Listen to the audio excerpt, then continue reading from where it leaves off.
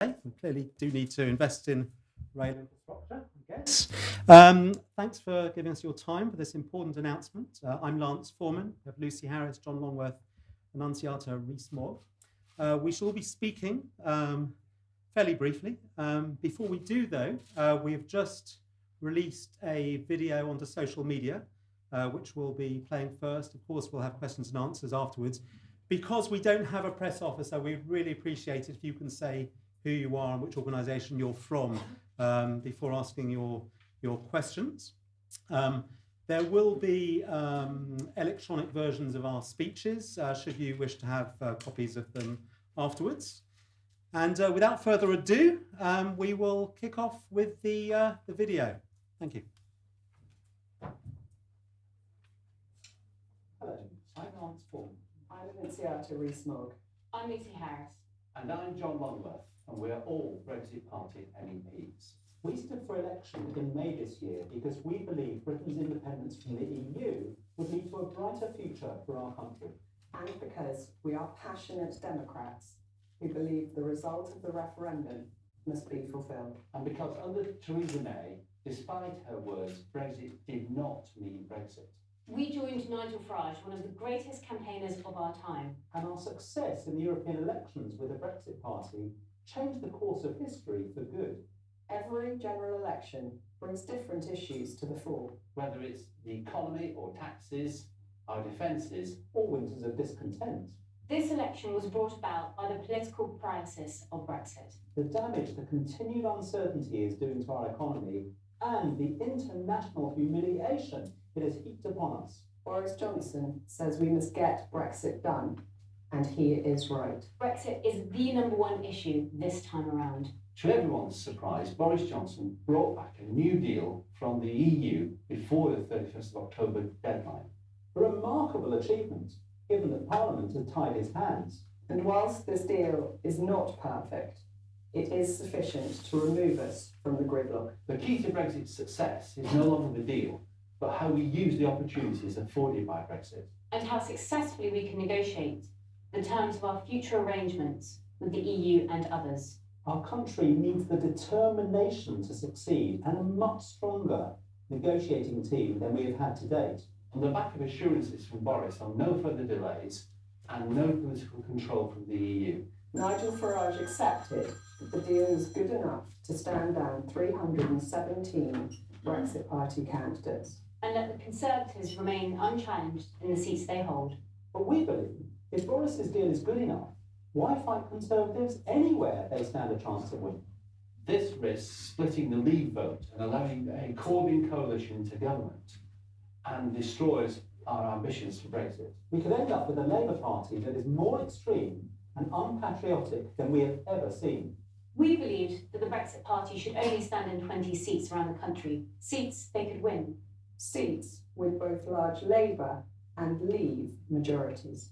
Where the Brexit Party could make a difference. But things have changed. This would have been a good plan had we started there. And if the Brexit Party had focused its resources in a few key constituencies. Despite the polls, the outcome of this election is unpredictable at constituency level. It is unlikely that the Brexit Party will win any seats. So we are recommending that all Brexit supporters now vote Conservative. To support Boris Johnson's deal. As every single Conservative Party candidate has pledged. Even if you and your family have never voted Conservative before, this is a unique time in history. We voted for change in 2016. So let's not be afraid to make a change ourselves. We have a great future ahead of us, but only we can make it happen by making the right decision. If you want Brexit and if you believe in democracy, there is only one option now. Like us, you have to change your vote and support Boris Johnson's Conservative Party. Thank you. When Boris Johnson came back from Brussels with his New Deal, the Brexit Party initially declared it the second worst deal in history, yet implored the Conservatives to work together. It went on to threaten the Tories with a nationwide slate of general election candidates before removing half the threat on the basis that it wasn't quite such a bad deal after all. I took a different approach. an approach guided by my many years of experience in business. If I told customers they make the second worst bread in history, and then tried to sell them my smoked salmon, I wouldn't be in business for very long. Instead, I would praise the positive aspects of their loaves. I would help them improve the recipe and assure them that with my product between the slices, they'd have the tastiest sandwich ever. Irresistible, in fact. Sadly, I've come to the conclusion that the Brexit Party's strategy is misguided. It jeopardises the chance to become an independent country at the very moment victory is in sight. If Boris Johnson's deal is good enough to stand down 317 candidates and not fight the Tories in their existing seats, why on earth are we competing with them elsewhere? In fairness, the Tories could probably have been more generous to the Brexit Party after its role in securing a new leader in Boris, but we shouldn't let pride get in the way of delivering the outcome of the referendum. Boris has a fine line to tread to keep those on side who voted Remain but believe foremost in democracy, and those who might switch to the Lib Dems and in so doing risk a Corbyn-led alliance. We should be more intelligent and sensitive to this, or we risk no Brexit at all. After all, if the consequence of the Brexit Party is to deny us pro-Brexit MPs in just a dozen seats, we could see a new occupant in number 10. Having stood alongside Boris Johnson at Vote Leave during the referendum and alongside Nigel Farage in the Brexit Party, I can assure you that both are equally committed to delivering Brexit. One might say that Boris has the tougher task as he has to carry non-believers and make the hard choices that government involves. In spite of this, it was due to Boris's excellent card play and poker-style bluff that the EU caved in on the backstop and agreed significant changes to the political declaration. The 27 couldn't be certain whether Boris would sign that extension letter or whether he would break the law. The key thing going forward is not the withdrawal deal, but appointing a new, streetwise and commercially experienced negotiating team, or teams with an S, and comprising only those who share the positive vision for Brexit. We should be negotiating deals simultaneously with the United States, Japan, Australia, New Zealand, and the comprehensive and progressive Trans-Pacific Partnership, whilst also forging ahead with the EU. Each negotiation will help strengthen the other. Now, I joined the Brexit Party earlier this year when Theresa May crossed a red line. She invited Jeremy Corbyn into 10 Downing Street to discuss a cross-party solution to Brexit and for the future of our country. I knew at that point she'd lost the plot. One moment she'd branded Corbyn unfit to lead, the next she provided him with unprecedented credibility. I said then he was an anti-Semitic Marxist who I could never support, but now we know even more. Corbyn is dishonest over his tax promises, he's incoherent over Brexit, he will be weak with our security and the threats we face, and he would bankrupt the country faster than you could save Venezuela. Everyone knows that the reason for the austerity our country had endured was because Labour left the cupboards bare after 13 years in power, and they are promising the same again now. In fact, far, far worse. With their fairy tale offers of free this, free that, and free the other. Once this election is over, the only thing we want free is to be free of Jeremy Corbyn. Now, despite resigning the whip, the Brexit Party whip, I think I speak on behalf of my colleagues in wanting to make one thing very clear. My decision is nothing personal towards Nigel Farage. It is largely due to his vision and persistence that becoming an independent country has moved over the past 20 years from being a fringe issue to a mainstream government policy. It has been a towering achievement, and he can stand proudly as one of the most influential political leaders of my lifetime. Now is the time to cement this legacy. Nigel should celebrate his victory, not put it at peril. Now, whilst this is not strictly Brexit related, I do hope you will indulge me with a short personal tale. When I was 15 and studying history at school, part of the curriculum was the rise of fascism in Europe in the 1930s.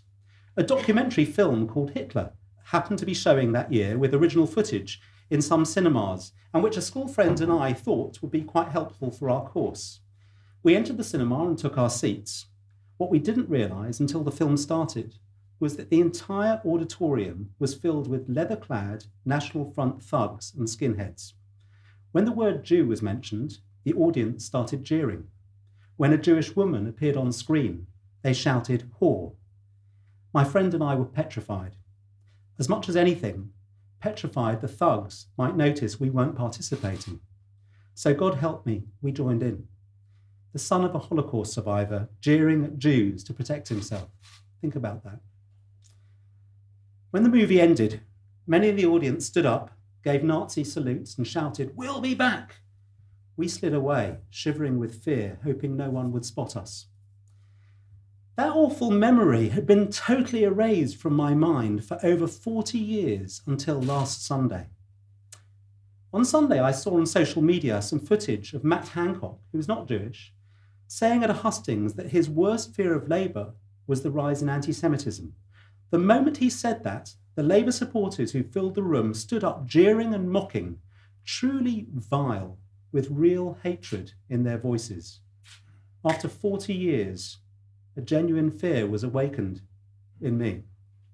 Jewish people in Britain do not fear Corbyn. We know precisely who he is and what he stands for. What we fear is living in a country that is so unconcerned with anti-Semitic racism that such a man can be elected. That is the nightmare we are facing. We need to vote Conservative now for 3 reasons.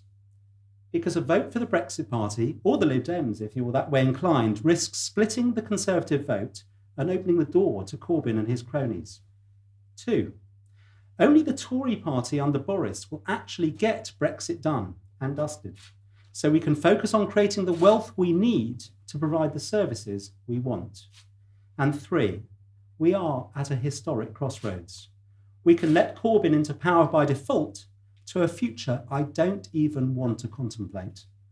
Or in voting for Boris, we can choose a positive, uplifting future for our country, filled with entrepreneurialism, innovation, internationalism, free speech, safety, and hope. Thank you very much. Lucy.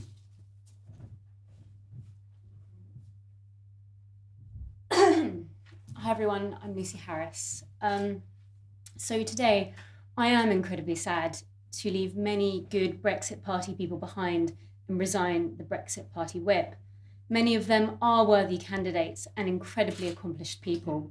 Their PPCs have shown some of the best of British through their instinct of perseverance and initiative, which we much needed for the future. I can't say I haven't had a furious internal battle over not being able to help them more and to support their bravery in standing as candidates for the Brexit Party. But this election is unlike any other, a turning point in history. And with an anti-Semitic Marxist at our doorsteps, quite literally, we have to channel our bravery in a very different direction. With Jeremy Corbyn threatening to hold a rigged second referendum between Remain and a fake Leave option that keeps us permanently trapped under EU control and of all EU's institutions, we have to be realistic about the options in front of us. And under the UK's first past the post electoral system, it is clear that there is only one way to guarantee that Jeremy Corbyn cannot reverse Brexit and unleash his Marxist nightmare on the country. And that is why, by voting for the Conservative Party, you enable Conservative majority to keep him out.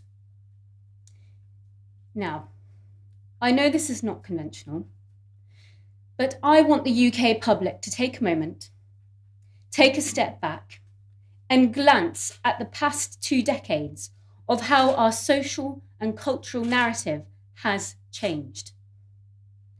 Whether it's closing down of free speech, overbearing political correctness, accumulating in oppressive safe spaces and no platform culture, the disrespect of tradition, our values, our family, even the negative politicisation of the love for our home, everything we hold dear and everything we are, Labour have been intent on pushing that change. Labour are at the root of this. Labour embody this negative attitude. And it is now reflected more strongly than ever in their current leadership, and manifesto under Jeremy Corbyn.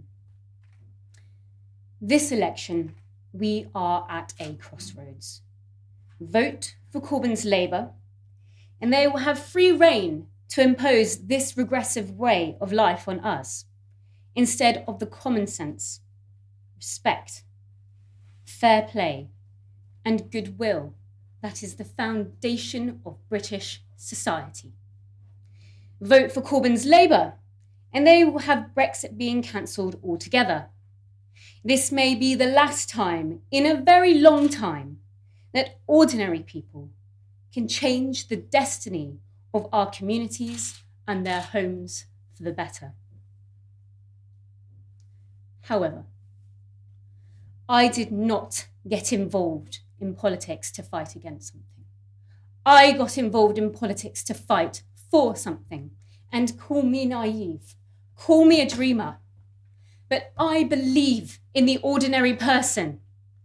Give ordinary people the chance to speak, and they and we will tell you the obvious truths which have been in front of your nose all along, just like we did with Brexit 3 years ago.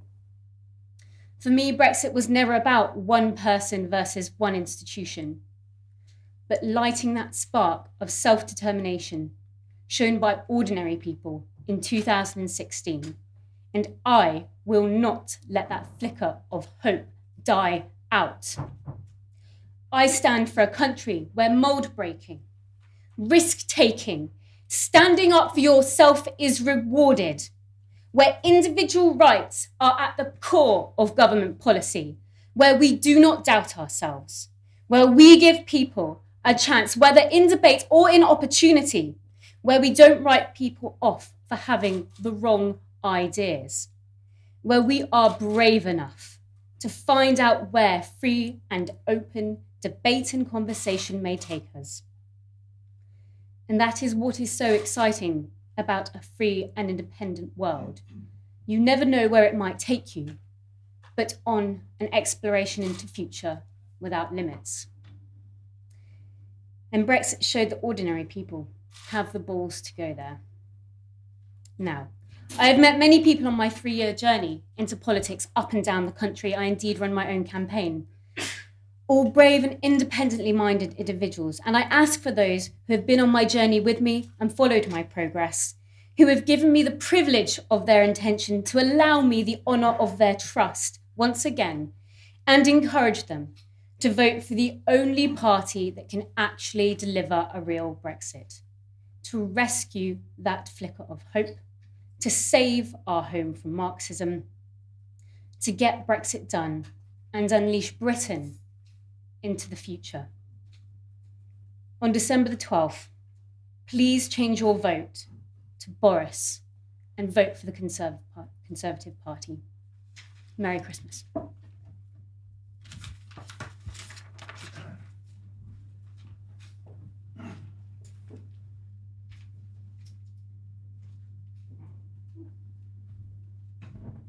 Hello, my name's John Longworth. Do please let me know if you can't hear what I'm saying. They had to put subtitles on the video because of my Yorkshire accent, so don't be shy.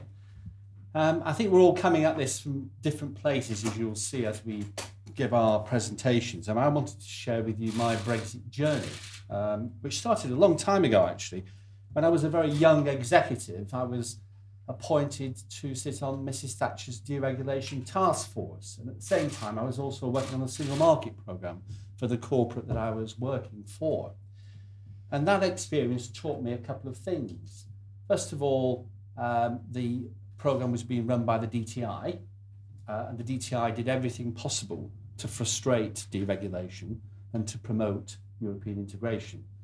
And it was also being headed up by Michael Heseltine, who had no intention whatsoever of fulfilling any of the promises that were being made to the public. What it taught me was that the Whitehall has an agenda and that some politicians are perfectly capable of saying one thing to the public and doing quite a different thing in fact.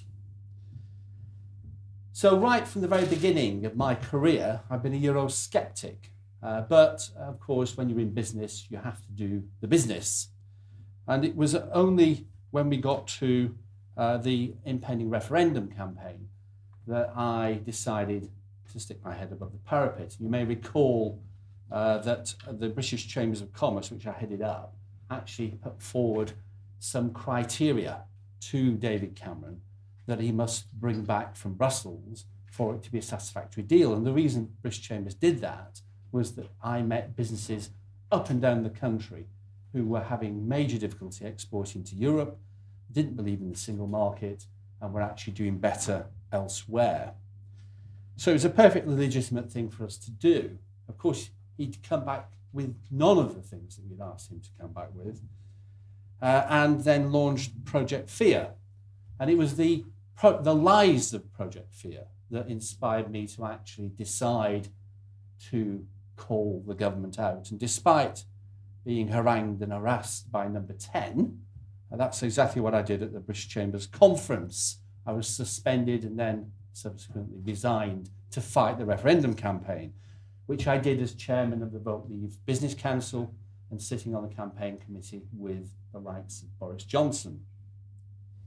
After the referendum was won, I was told that that was the end, that we'd be like Japanese soldiers fighting in the jungle in the 1960s if we carried on campaigning for Brexit.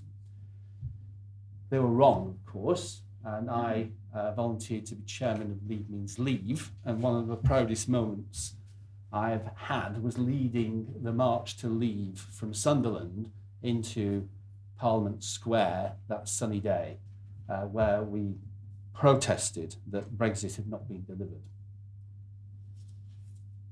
I then joined the Brexit Party as an MEP.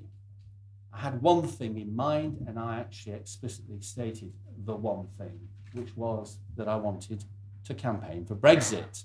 And that's what the Brexit Party successfully did, because we needed to remove the Hammond-May regime.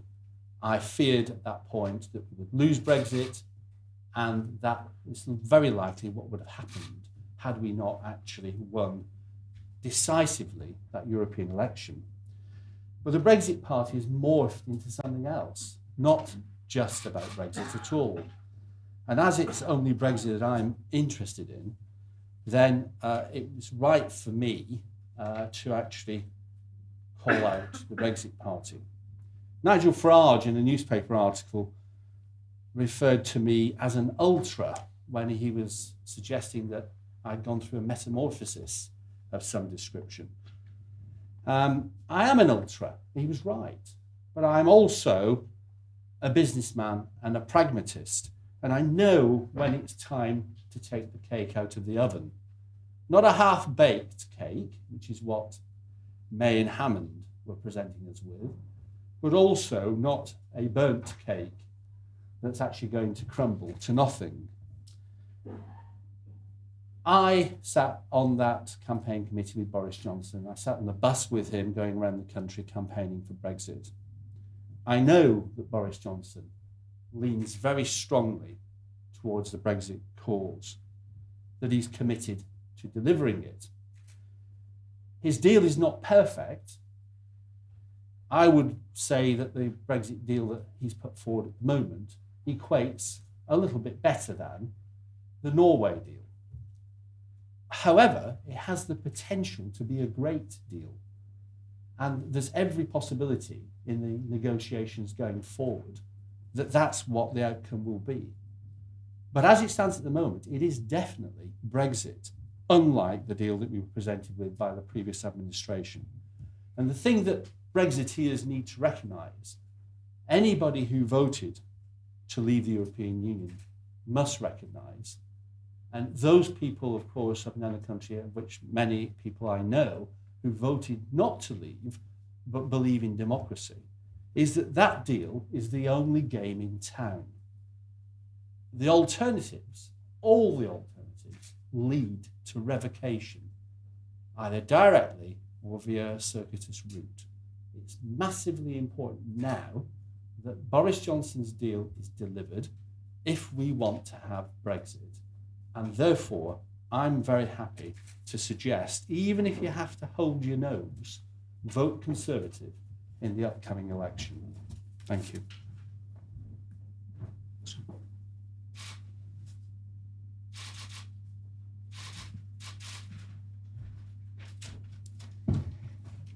Thank you all for coming along today.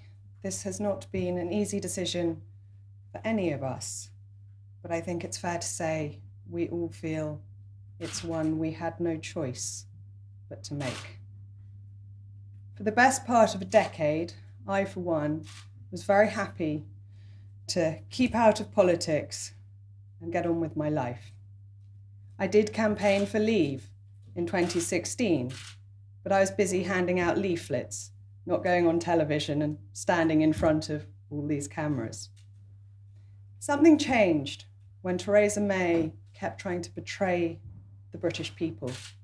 Her deal that meant we would in fact be tied to the European Union did not honour the 2016 result. The anger across the country at her betrayal and the risk of us losing Brexit entirely made me realise I couldn't keep silent any longer. I joined the Brexit Party, led by Nigel Farage, the individual who has arguably done more to support the Brexit cause and fight for British sovereignty than anyone else in our country. He is a formidable campaigner with a deep belief in our country. The European elections were an extraordinary result and showed just how strong the people's feelings, the voters felt about achieving Brexit. The results in May assured the end of May. They confirmed a Remainer could not win the Tory leadership and become Prime Minister. Boris won and surprised everyone with his deal in October. It wasn't perfect, but it was not May's surrender treaty. The Brexit Party instantly wrote it off. We were told as MEPs that if there were an emergency vote held in the European Parliament, we would be whipped to vote against supporting Boris's deal. But Boris's deal, the withdrawal agreement, the political declaration, give the UK the ability to leave unilaterally and returns our own sovereignty. That is what most Brexiteers I've ever met have been fighting for decades. But it needs a strong government behind it to ensure that Brexit is the success it can be and to make sure that the British negotiating team have the strength to stand up for our country's best interests. The other issue is, of course, that Boris's deal is the only leave option we have. The only other options currently available are more damaging delays, a second Remain referendum, or straight revoke. By looking closely at the polls, but also talking to people across the country, the East Midlands that I am honoured to represent most particularly, it is clear to me that the Brexit Party is splitting the vote of leavers in marginal and not so marginal constituencies. If you look at the likes of Lincoln, of Gedling, of Sedgefield, of Hartlepool, of High Peak, Weaver Vale, Gower, Bolton North East, the list goes on and on. In Scotland, Wales and England, the Brexit Party are permitting votes to go away from the Conservatives, providing us with a Remain coalition that will do anything not to honour the Brexit referendum. The votes they are taking are estimated, and I found it true on doorsteps, to come approximately 2/3 from the Conservative supporters, 1/3 from Labour. It is clear that those are damaging to getting Leavers into Parliament. I find it absolutely unbelievable but tragic that the Brexit Party, with so many wonderful people dedicated to a cause, are now the very party risking Brexit. I only stood in May to fight for Brexit. I am still determined to do so. If you, like me, support democracy, support our sovereignty, and support Brexit, then please, like me, use your vote to support the Conservatives and get us out of the EU. Thank you. So, ladies and gentlemen, you've heard from the four of us. We're now happy to take questions. Can I remind you, could you please say who you're from and which organisation? Yes, we'll take one at the front. So. Hi, Chris Hope from Telegraph. Two quick questions. Have you been offered any, each of you answer the question please, have you been offered any honours or roles in the government to quit the Brexit Party today? And how many more MEPs might quit before election day? On the first question, we haven't even had discussions with the Conservative Party about what is happening today. The first they heard about it was the same time you heard about it, and we had issued a resignation letter to Nigel Farage first, which we felt was the right thing to do. So no, none of us have had any discussions whatsoever. On the second question, other MEPs will, make their own decisions. We have come to this decision independently. We've all arrived at the same destination, and we'll see what happens over the coming days. It could be that others, feel sympathetic and decide that they want to follow us. We hope they do, and we hope that many candidates around the country standing for the Brexit Party come to the same conclusion. And wouldn't it be wonderful if even Nigel Farage realised that this was the best decision to get Brexit done? Yes.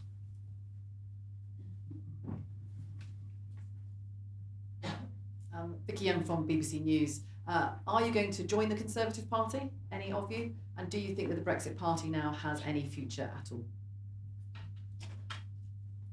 What we're concerned about right now is just getting Brexit, is just this general election to make sure that we have the strongest Conservative majority possible. So if any of Tory MPs want me to campaign with them, I'm happy to do so. But otherwise, I'm just thinking on that. I'm just thinking about the general election. Yes, in the middle. Mr. Daily Express. Everything you said here today, Corbyn's record on anti-Semitism, problems with first past the post, the Brexit Party's ability to split the vote, absolutely all of that was known on the day the election was called. So what has changed 7 days from polling day to make you do this now?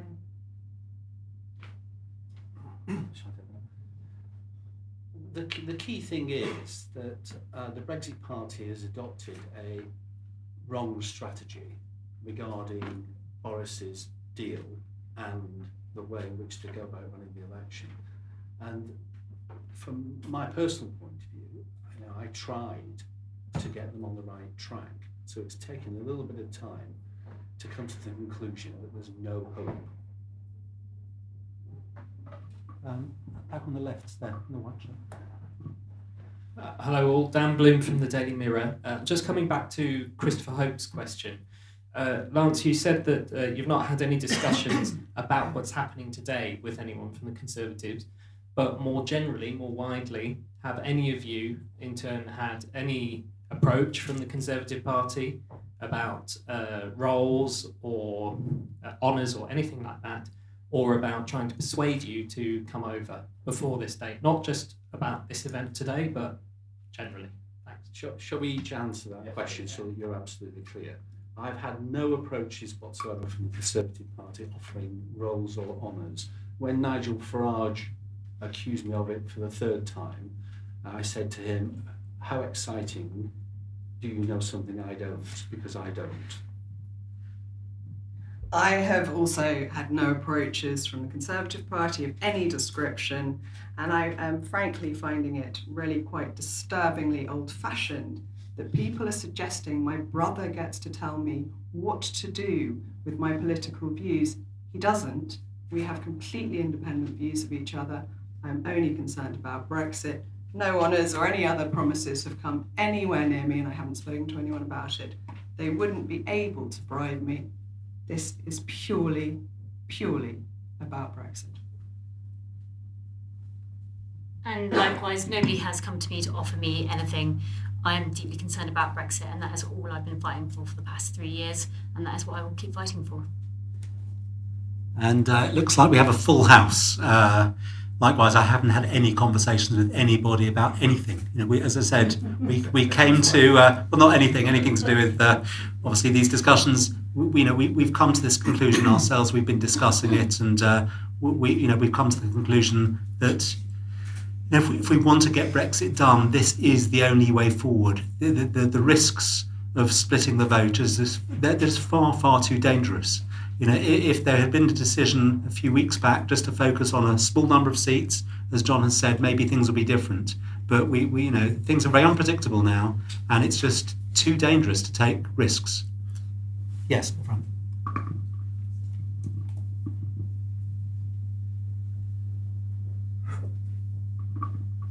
Hello, Tamara Cohen from Sky News. The Brexit Party said you wanted a clean break, a no-deal Brexit. You didn't like Boris Johnson's deal. Have you changed your mind about that, or do you think a no deal is still possible if he gets a majority? Nigel Farage did say he wanted a no deal, but he went on to say that that's really just a stepping stone to having a free trade deal. And if you think about it, Nigel Farage also confirmed that that Boris' deal was tolerable, particularly with the extra assurances that Boris had given about just having a trading relationship going forward and not a political, any political control coming from the EU, and also having the timeline restricted to 2020. So it's not about, this is not about a no deal. We think that Boris's deal is a very positive way forward. John, I think you want to say. Yeah, I mean, we have to put it into context as well. When the Brexit Party launched itself for the European elections, we had a Hammond-May administration. That deal would have kept us in permanent orbit of the European Union, a vassal state, to coin a phrase, and would have been awful. I mean, worse than staying in, actually. The fact of the matter is that at that point, it was very clear that no deal was better than that horrendously bad deal. A WTO exit from the EU is perfectly satisfactory, and the fact that it is actually possible now at the end of the negotiating period gives the government leverage in those negotiations, bearing in mind how well they did in the very short period of time prior to this general election in getting major changes to the deal. Just think how much more progress they can make with the threat of a WTO exit. Right at the back. Yeah, yes, with the blue tie.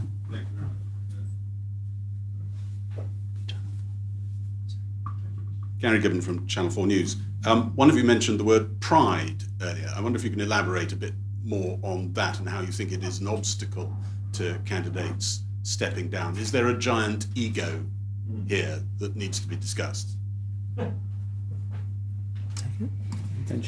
No, I don't think so. I think this is all about Brexit. This is all about ordinary people having a say in Brexit. It's about the ability for ordinary people to vote for something and for it to be carried through. I think the focus is has to be on that and the general election that's coming up?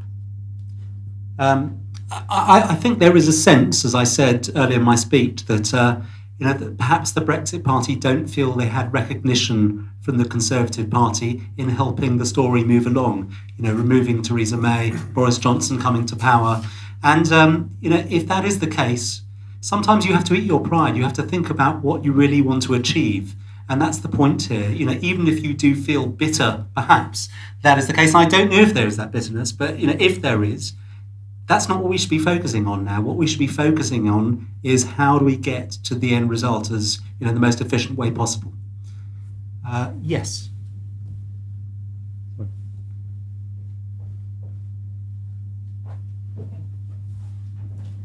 Emma Murphy from ITV News. Senior members of the Brexit Party, who you would have counted as friends and colleagues, have described you this morning as traitors. How do you respond to that?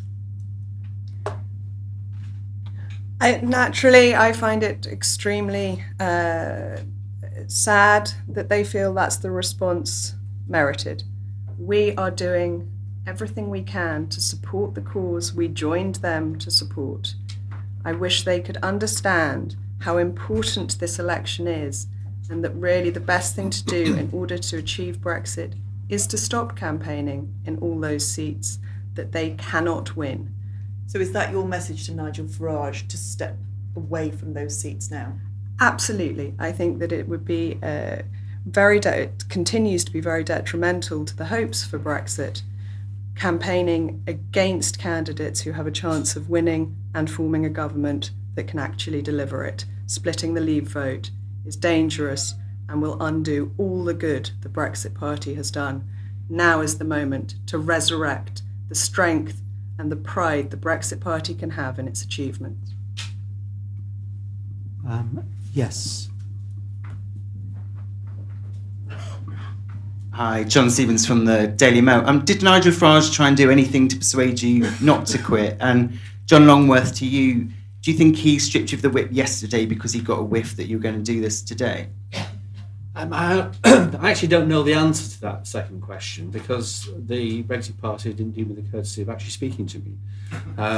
Having said that, I think that the whip removal yesterday was more likely to be to do with something else.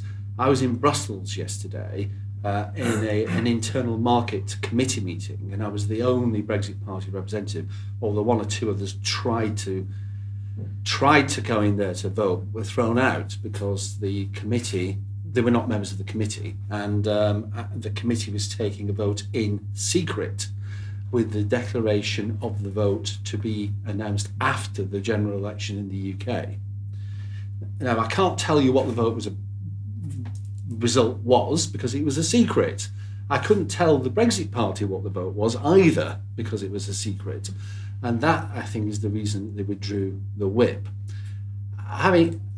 What was interesting about it for me, though, is because the vote was directly concerned with the withdrawal agreement that the UK has agreed with the European Union. What it said to me was very simply this: if a Brexit Party MP were to be elected to the UK Parliament, given the position of the Brexit Party on that vote, they would vote against Boris Johnson's withdrawal agreement.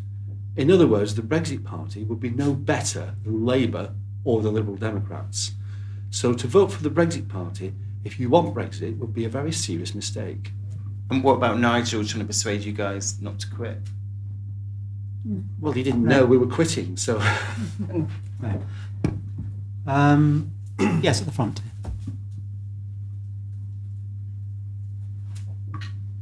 Thank you. Kate Devlin from The Times. One of your fellow or former Brexit Party MEPs has suggested that you should stand down as MEPs. Are you going to do that? And if not, are you going to continue to work together as a group? So we're not going to stand down because we want to be in the European Parliament voting for Boris Johnson's deal. That's one of the reasons. Yeah.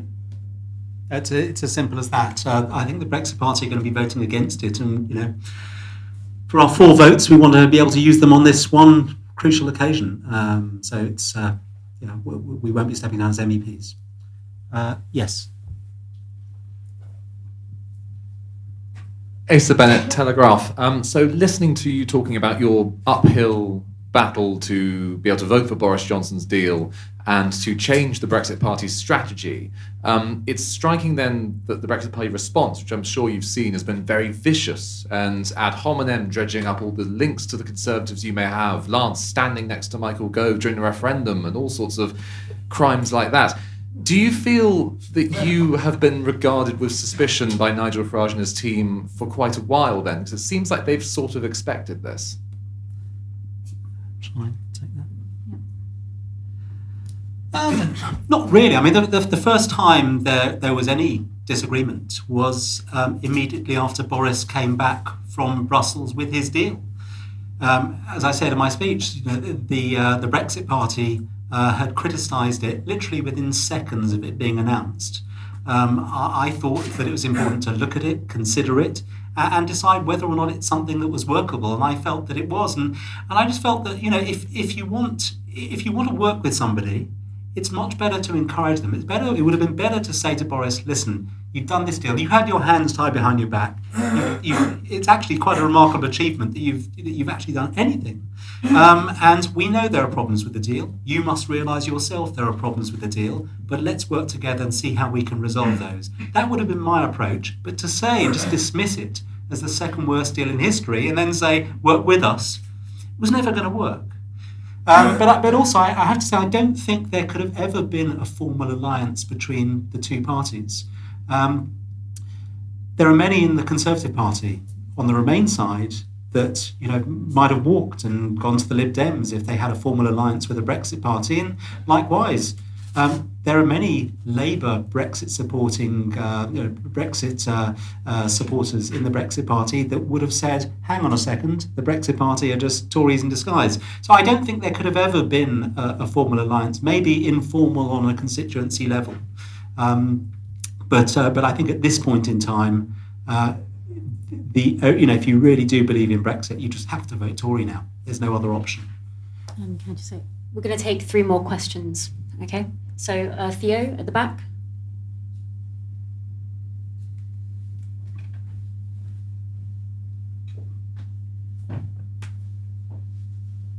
Thanks very much.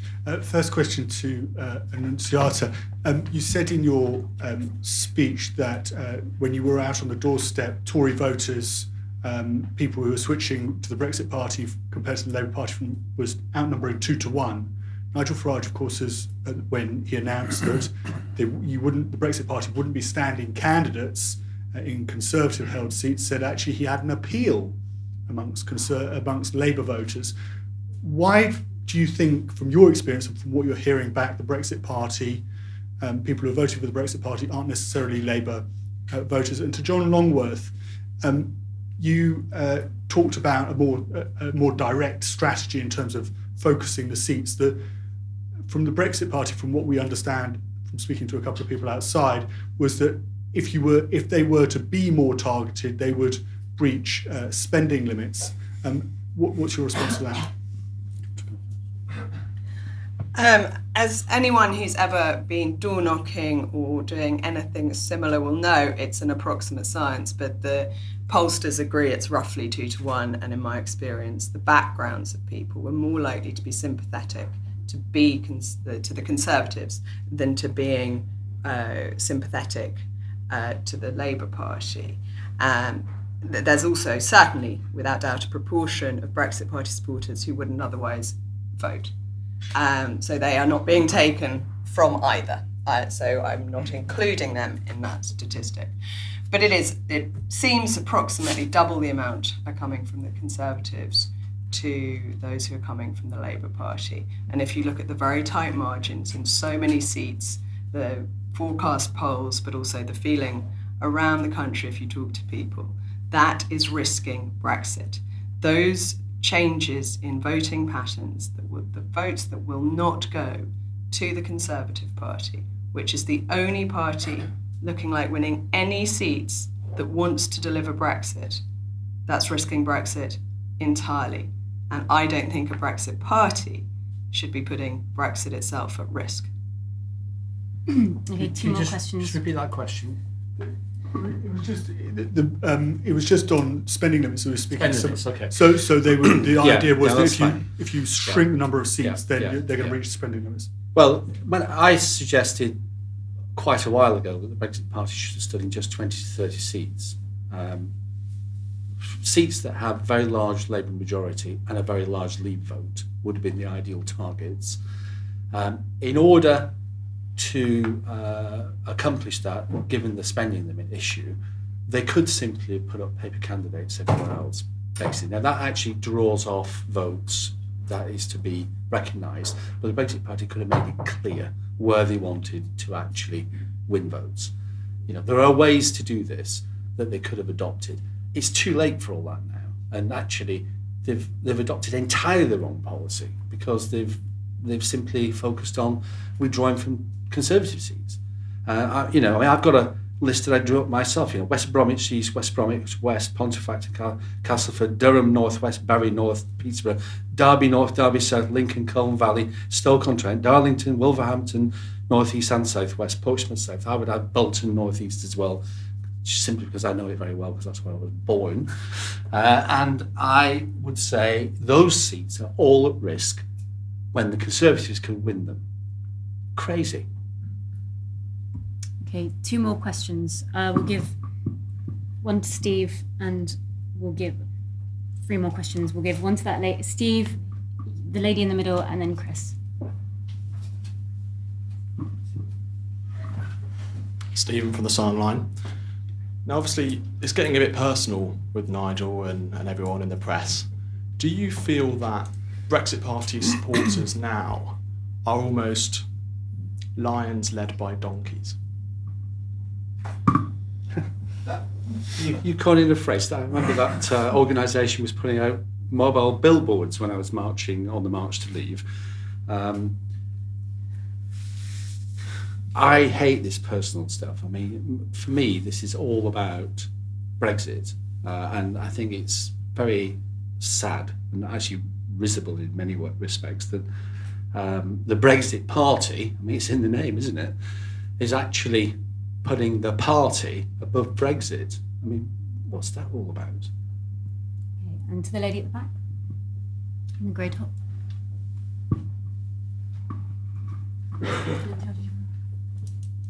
Frances Peridin from The Guardian. Would you say that it's been Nigel Farage's own tactical decisions that have jeopardised Brexit?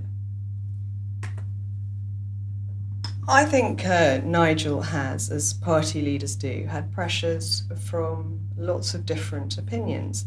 I think it's fair to say all of us here have raised our concerns over the recent weeks and months about the direction, the strategy the party was taking. There will have been a lot of people doing the exact opposite on the other side.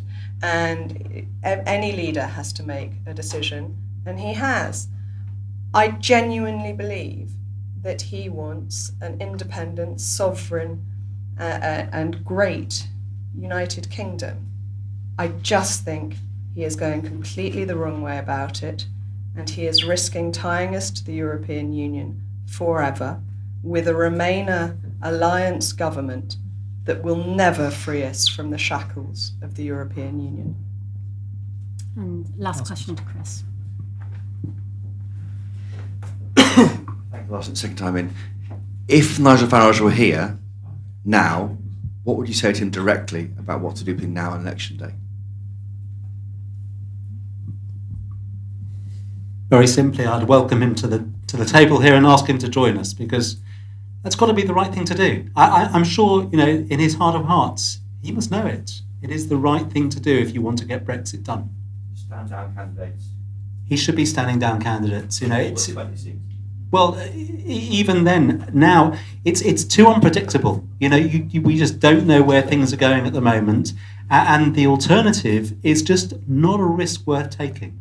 So, sometimes he might have to eat his pride, but he's done an extraordinary job getting to this, getting to us to this point. He could be one of the greatest statesmen if he stood down and said, "I believe we have to get Brexit delivered. Vote for Boris Johnson and his deal." Thank you very much, ladies and very gentlemen. much for coming. Thank you for your time. There's a few people that want videos.